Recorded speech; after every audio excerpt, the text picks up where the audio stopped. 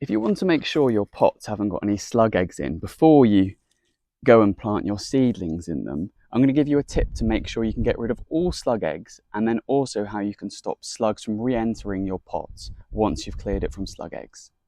Slugs can lay hundreds of eggs, and they always lay them somewhere moist, and it's this which we're going to use against them. Now I'm just going to do a small pot and a bag of compost here for an example, but it can be easily scaled up if you've got a lot more space and a lot more pots. So one thing you can do if you've got a big sack of soil is simply cut it open and then leave it somewhere warm, preferably sunny, has to be sheltered from the rain, and within a few days with a bit of stirring regularly should be nice and dry, and then no slugs are going to hatch from the eggs. Or you simply dump your soil, spread it round evenly, check it visually for any slug eggs and things like that, and then just give that some time to dry out. Just like with the sack, this is best done somewhere warm and in direct sunlight, and it needs to be somewhere it won't get rained on, so a greenhouse would be ideal. You'll be able to tell when it's dry from how much of the soil sticks to your fingers. Also, I would say it makes far more sense to do this over winter rather than waiting until spring or summer, because by then most of the eggs will have likely hatched, so you'll already be too late. Slugs generally follow a life cycle similar to annual plants, coming to life in spring, reaching maturity and dying off in autumn.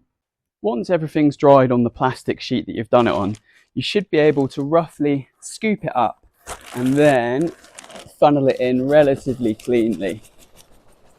Ta-da! Once you're happy your pot's free from slug eggs, you can start putting your seedlings in like I've done with my seedlings I've been growing in an egg tray. And then you should come on to the final stage, stopping the slugs and snails from getting back into your pot.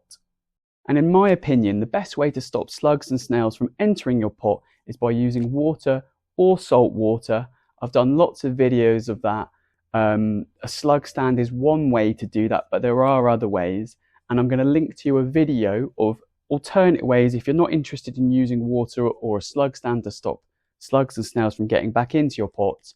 I've done a review and lots of testing of, in my opinion, are the 5 best methods of stopping slugs and snails from getting back in.